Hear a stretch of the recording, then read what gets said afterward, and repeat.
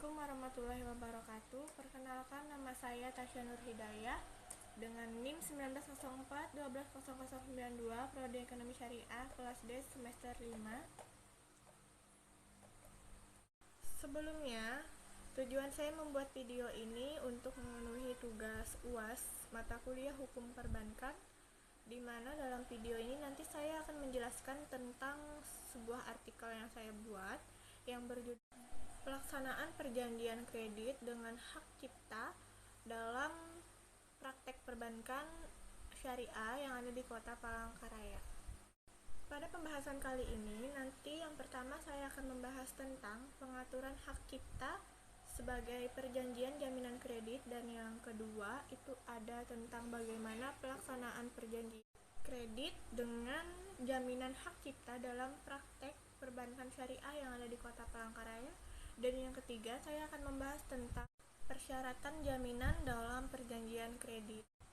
Oke, langsung saja. Sebelumnya dapat kita ketahui bahwa hak cipta adalah suatu hak yang tidak dapat terpisahkan karena menurut hak kekayaan, kekayaan intelektual yang bisa berkecimpung pada bidang seni, sastra, dan ilmu pengetahuan, di mana di dalamnya itu meliputi suatu acara komputer. Maka hal ini dapat dikatakan bahwa copyright atau yang biasa dapat kita katakan sebagai hak cipta itu mempunyai ruang lingkup objek yang lindung yang paling luas, lalu bisa memunculkan suatu kebutuhan tersendiri bagi insan yang akan diproteksi dan agunan pada bidang karya intelektual.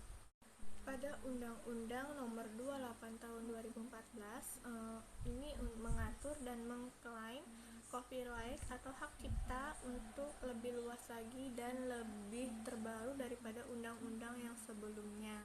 Dalam kesempatan ini yang akan dibahas yaitu tentang hak cipta, di mana hak cipta ini adalah sebuah benda yang berkecimpung dan nir atau berwujud yang bisa dapat kita jadikan untuk sebagai objek agunan fidusia.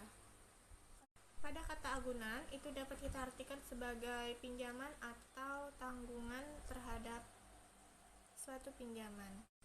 Definisi aturan atau tanggungan ini berdasarkan menurut Haji Salim HS adalah holistik menurut kaedah-kaedah aturan yang mengatur suatu interaksi aturan antara pemberi dan penerima tanggungan pada kaitannya ini menggunakan pembebanan tanggungan untuk menerima fasilitas kredit. Nah, pada definisi yang tadi itu bisa mengandung unsur-unsur antara lain yang pertama itu ada kaidah aturan, yang kedua adanya penerima atau pemberi tanggungan atau pinjaman, dan yang ketiga adanya tanggungan, dan yang keempat adanya fasilitas kredit.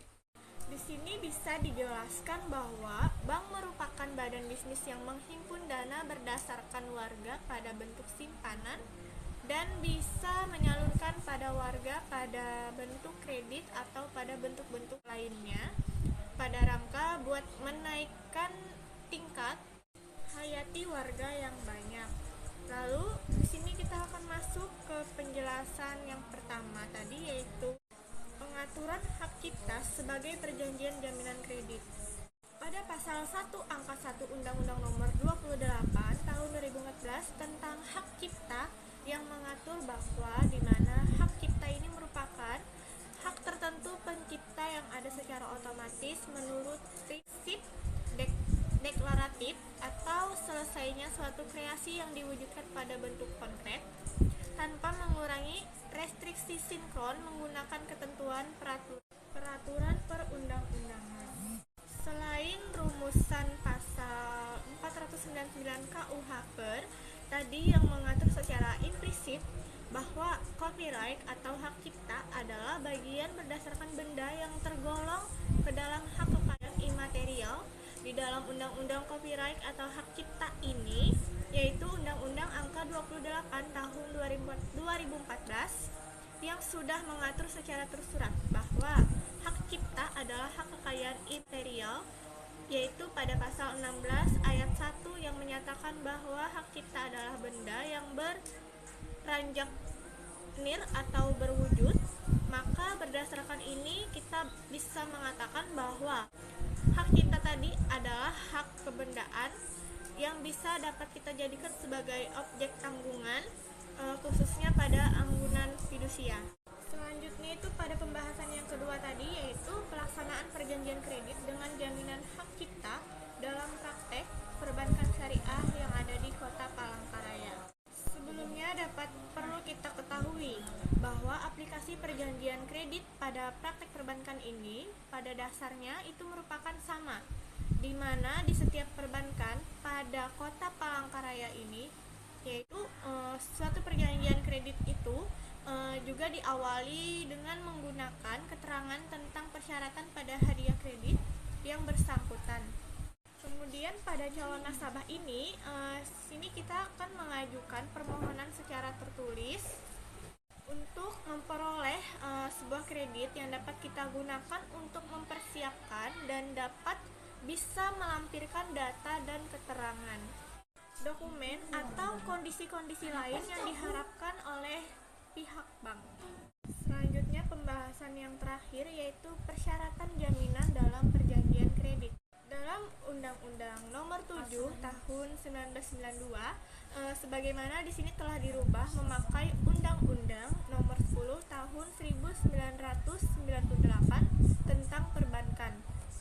Di sini keharusannya itu di mana adanya jaminan yang terkandung secara tersirat dalam pasal 8, yaitu yang ada dalam kalimat keyakinan berdasarkan analisis yang mendalam atas itikat, kemampuan, dan kesanggupan nasabah debitur. Dalam penjelasan pada pasal 8 undang-undang tersebut, di mana bank harus memperhatikan asas-asas perkreditan yang sehat karena kredit yang diberikan oleh bank itu dapat mengandung resiko. Nah, untuk mengurangi resiko tersebut, jaminan atau kepercayaan bank atas kemampuan debitur untuk melunasi utangnya adalah hal yang penting harus diperhatikan oleh bank. Untuk memperoleh keyakinan tersebut, bank harus melakukan sebuah penilaian terhadap watak, kemampuan, modal, jaminan, dan prospek usaha berdasarkan debitur. Baik, itu saja yang dapat saya sampaikan. Jika banyak kesalahan dalam penyampaian materi, saya mohon maaf. Sekian dari saya. Terima kasih. Wassalamualaikum warahmatullahi wabarakatuh.